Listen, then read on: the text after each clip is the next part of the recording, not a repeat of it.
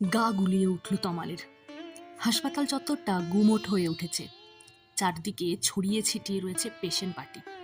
অসুস্থ মানুষজন, কাতর চিৎকার, কষ্টের আর্তনাদ, ওষুধপত্রের তীব্র গন্ধের মধ্যে নিদারুণ অবস্থায় পড়েছে তমাল। আশপাশটা বড় নোংরা। ওয়াক উঠে আসে। গেটের সামনে 10-12 জনের জটলা। সে গলা উঁচু করে বলে, পরিতোষ রায়, একটু দেখবেন কত নম্বর কেবিন? নমস্কার, গল্পের মাঝে পরিবারের পক্ষ থেকে আপনাদের সবাইকে স্বাগত। আজকের গল্প সৌমি গুপ্ত রচিত দাগ। এটি প্রকাশিত হয়েছে আনন্দবাজার পত্রিকায় 29শে জুন রবিবার 2025। তাহলে শুরু করা যাক। লাইনে দাঁড়ান, তাড়াহুড়ো করবেন না, এক এক করে ডাকবো। তমাল পিছন ফিরে দেখার চেষ্টা করলো। বাবা বেঞ্চের উপর ঢুলে পড়েছে। সেই সকাল থেকে চলছে, শরীর দেয়। হাসপাতালে বেড পেতে যা বেগ পেতে হয়েছে বলাই বাহুল্য।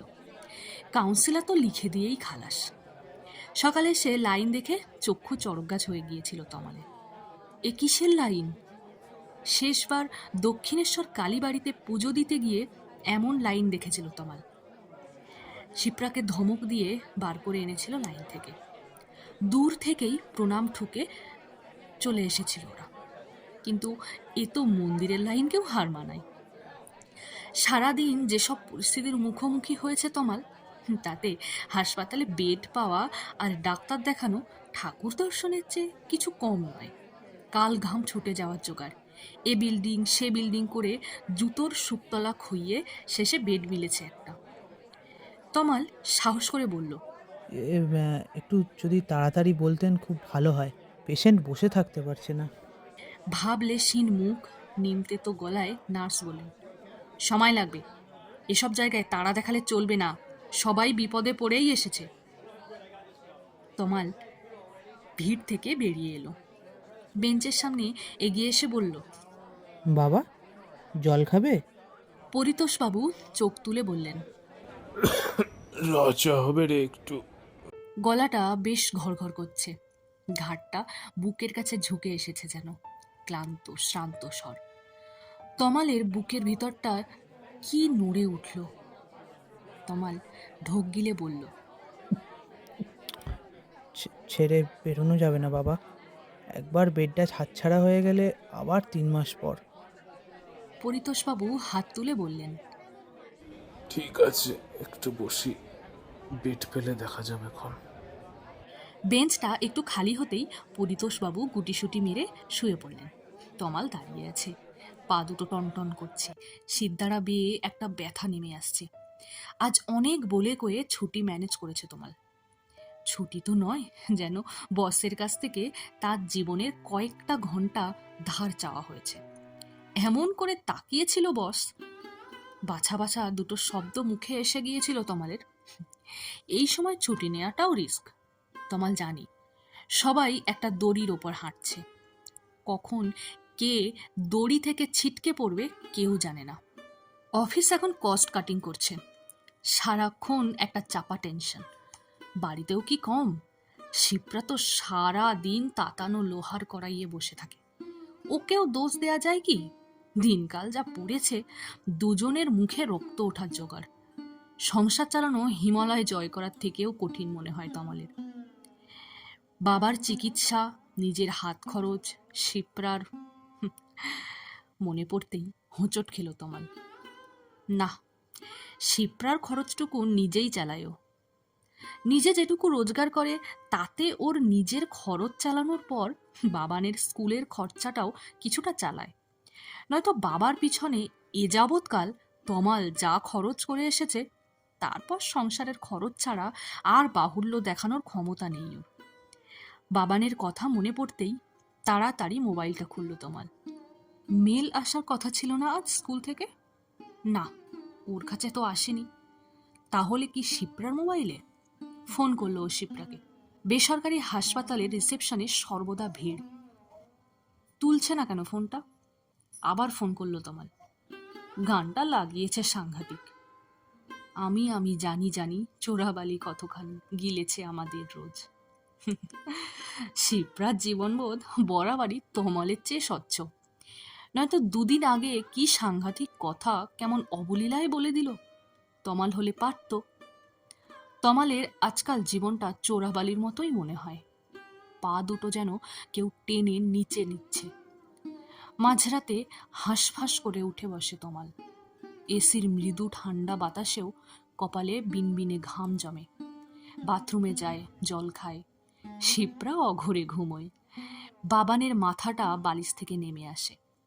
তমাল ঠিক করে দেয়। খুব সন্তর্পণে দরজাটা খুলে ও ঘরে গিয়ে দেখে আসে বাবাকে। জানালা খোলা। এসির ঠান্ডা বাবা নিতে পারে না। গুমোট গরমেও ফ্যানের হাওয়ায় দিব্যি ঘুমোচ্ছে। ঘুমোচ্ছে তো না কি?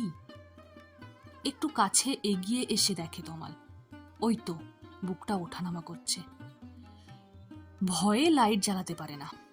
নাকের কাছে আঙুল দিয়ে দেখে, না ঠিক আছে, নির্জীব নিঃসার, কিন্তু আছে।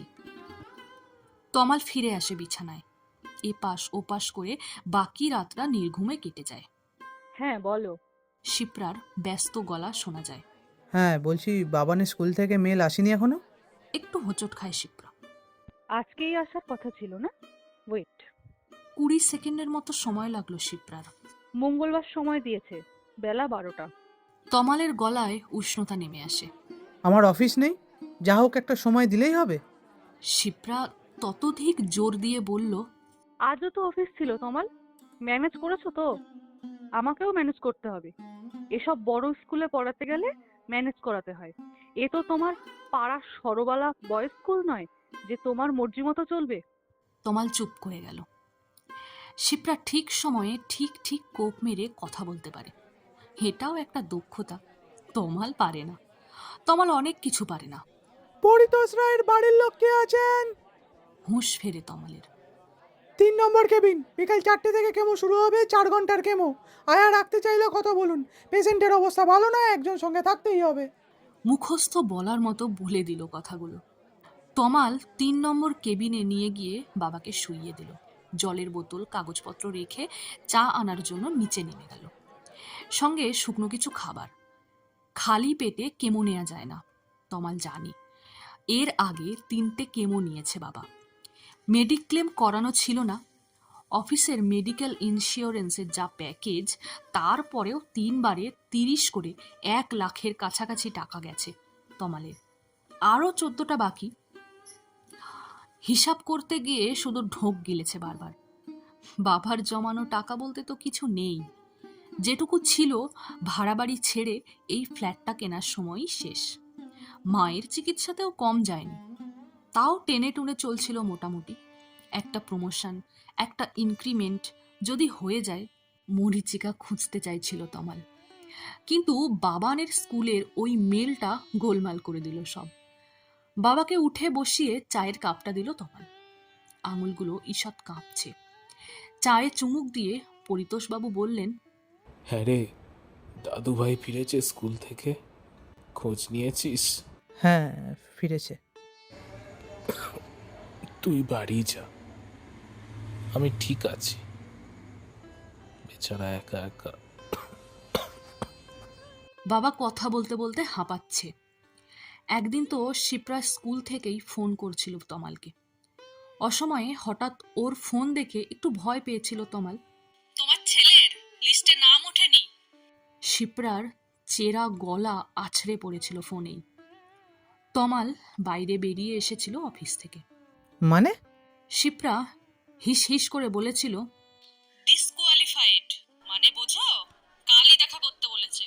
পরের দিন এক দফা চুল চেরা আলোচনার পর বাবানের ক্লাস টিচার বলেছিল, ইউ নো, অন্য is very much absent minded, day dream করে, সবসময় বাইরের দিকে তাকিয়ে থাকে, রেসপন্ড করে না। শিপ্রার হাতের তালু ঘামছিল। পড়াশোনাও করে না? ক্লাস টিচার চশমার উপরে তাকিয়ে বলেছিলেন, আমাদের স্কুলে পড়াশোনাটাই সব নয় ma'am, grooming is the most important thing. ঘরে এসে তমালের ওপর আছড়ে পড়েছিল শিপ্রা। হলো তো, অফিস থেকে এসেই মোবাইলে মুখ গুজে থাকো, জপমালা। বারবার বলি ছেলেটাকে একটু দেখো। তমাল শান্ত হয়েই বলেছিল, আরে কুল ডাউন, এই শহরে একটাই স্কুল নাকি? শিপ্রা তাকিয়েছিল ফোনা তোলা সাপের মতো। তাহলে আর কি, ছেলে প্রথম থেকে জেনে গেল ও ডিসকোয়ালিফাইড। তমাল শেষ রক্ষা করার চেষ্টা করেছিল। এত চিন্তা করো না, সেকেন্ড লিস্টে হয়ে যাবে। হিস হিস করে উঠেছিল শিপ্রা। সেকেন্ড কেন, ফার্স্ট কেন নয়? হবেই বা কি করে? একটা ঘরে অসুস্থতা আর একটা ঘরে ফোনের ব্যস্ততা। সুস্থ পরিবেশ আছে, অবশ্য ফার্স্ট লিস্টে হলেও পড়তে পারবে কিনা সন্দেহ। আজ তো মেলে লেখা ছিল ওয়ানের অ্যাডমিশন ফি 1 লাখের মতো। পারবে তুমি দিতে? মানে? এই তো টডলারে দিলাম 70। তমাল যেন ডিকশনারি খুঁজে পাচ্ছে না। তাহলে কি দেবে না? দেবে না তো সরবালায় ভর্তি করে দাও, ছেলে বড় হয়ে কেরানিগিরি করবে। দংশন আরও কিছু বাকি ছিল, শিপ্রা সেটাকেই মোক্ষম হিসাবে তুলে নিল। কাউন্সিলরকে ধরে বাবাকে হাসপাতালে ভর্তি করে দেওয়ার একটা ব্যবস্থা করো। বাবানকে ভর্তি করতে এখনো তো 3 মাস আছে। কেমোর খরচ 3 তিরিককে 90,000 বেঁচে যাবে, বাকি 10 না হয় আমি দিয়ে দেবো। হাসপাতালে? শুধু বিস্ময় প্রকাশ করেছিল তমাল। কেন নয়, রাজ্যের লোক তো দেখাচ্ছে, মরে যাচ্ছে সবাই। তাছাড়া তোমার বাবার যা অবস্থা, কেমোগুলো নিয়েও আদেও কোনো দিক বিদিক ভুলে তমাল ঠাস করে একটা চড় মেরেছিল শিপ্রাকে। পাগল হয়ে গেছো তুমি? বাবান পাশ থেকে কেঁদে উঠেছিল। তমাল বেরিয়ে গিয়েছিল ঘর থেকে। শিপ্রা হিস হিস করে বলছিল, পুরুষ মানুষ, পুরুষ মানুষের আর কোনো ক্ষমতা না থাকলে গায়ে হাত তোলে। আপনারা শুনছেন সৌমি গুপ্তের লেখা দাগ। তমাল এবং ওয়ার্ড বয়ের চরিত্রে আছেন সৌভিকশীল, পরিতোষ বাবু এবং ডাক্তারের চরিত্রে আছেন অর্জুন সামন্ত, শিপ্রার চরিত্রে তৃষ্ণা সামন্ত এবং প্রিন্সিপালের চরিত্রে আছেন মৌমিতা ঘোষ। চলুন বাকিটা শোনা যাক। পরের দিন অফিস যাওয়ার সময় বাবা তমালের হাত ধরে হাঁপাতে হাঁপাতে বলেছিল, পারিস তো কাউন্সিলরের সঙ্গে কথা বলে আসিস, নয়তো আর চিকিৎসা করাবো না আমি। 1 ঘন্টা হলো কেমো চলছে, বাবা ঘুরে আছে। তার মধ্যেই বমি করেছে 2বার। বাবার মুখে অজস্র বড়ি লেখা, কাঁচা গমের মতো গায়ের রংটা পুড়ে গেছে। তমাল ছোটবেলায় খুব দুরন্ত ছিল। একবার স্কুল থেকে কমপ্লেন এসেছিল, বাবা সেই একবারই মেরেছিল খুব। তমালের খুব ইচ্ছে করে পিঠটা পেতে দেয় বাবার কাছে, স্কেল দিয়ে মেরে পিঠ সোজা করে দিক বাবা, না পারার দাগগুলো মুছে দিক মারের দাগে। ডাক্তার এসে দাঁড়ালো। বমি করেছে 2বার। তমাল উত্তর দেয়। প্রেসক্রিপশনে চোখ বুলিয়ে বললেন, হবে, ক্রিটিক্যাল পেশেন্ট, কেমো নিতে পারাটাই চ্যালেঞ্জ। রাতটুকু বাড়ি ফেরে না তমাল। 2 দিন কেটে গেছে, বাবা নির্জীব, বমি কমেনি, বাবা এখনো হাসপাতালেই।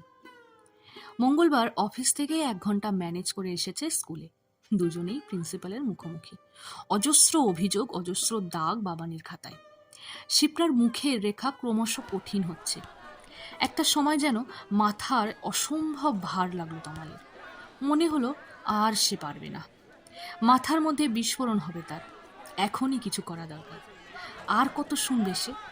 হঠাৎ যেন প্রবল চাপে ঘুম ভাঙে আগ্নেয়গিরির। খুলে যায় জ্বালামুখ, উঠে আসে লাভা। শটান উঠে দাঁড়ালো তমাল। আমি কয়েকটা কথা বলি। স্কুল এতদিন ধরে কি করলো বলতে পারেন?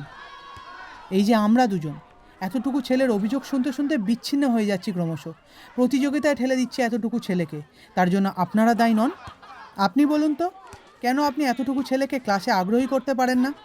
সে কেন ঘন্টার পর ঘন্টা বাইরে তাকিয়ে থাকে? কেন আপনাদের অদ্ভুত সিস্টেমের জন্য গোটা পরিবারকে সাফার করতে হয়? আমার বাবা মৃত্যুর সঙ্গে লড়ছে, আমার অফিসে সবাইকে আলটিমেটাম দিচ্ছে, আর আমি সব ছেড়ে এখানে, তাও ক্লাস 1-এর অ্যাডমিশনের জন্য। এতটুকু ছেলে স্কুলের খাতায় কি শুধু অভিযোগের দাগ নিতে এসেছে? কি বোঝেও গ্রুমিং? হ্যাঁ, শব্দটা চেনেও?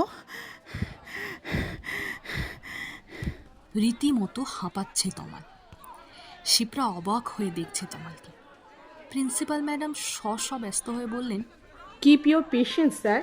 It's all right. Otherwise, Anna is a very good boy. We will take good care of him. 10 minute পর প্রিন্সিপালের ঘর থেকে বেরিয়ে আসে ওরা দুজন। তমাল একটা সিগারেট ধরায়।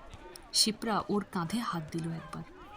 তমালের মনে হলো শিপ্রা কি ওর যাবতীয় অভিযোগ অসহযোগের দাগ মুছতে চাইছে। বাবার মুখটা মনে পড়ল তমালের। সব দাগ কি মোছা যায়? এতক্ষণ আপনারা শুনছিলেন সৌমি গুপ্তের দাগ। আজকের মতো গল্পের আসর শেষ। আপনাদের সঙ্গে আবার দেখা হচ্ছে কোনো এক নতুন গল্পের মাধ্যমে। ততক্ষণে লাইক, কমেন্ট এবং চ্যানেলটি সাবস্ক্রাইব করে আমাদের পাশে থাকবেন। বন্ধুদের সাথে শেয়ার করবেন। ধন্যবাদ।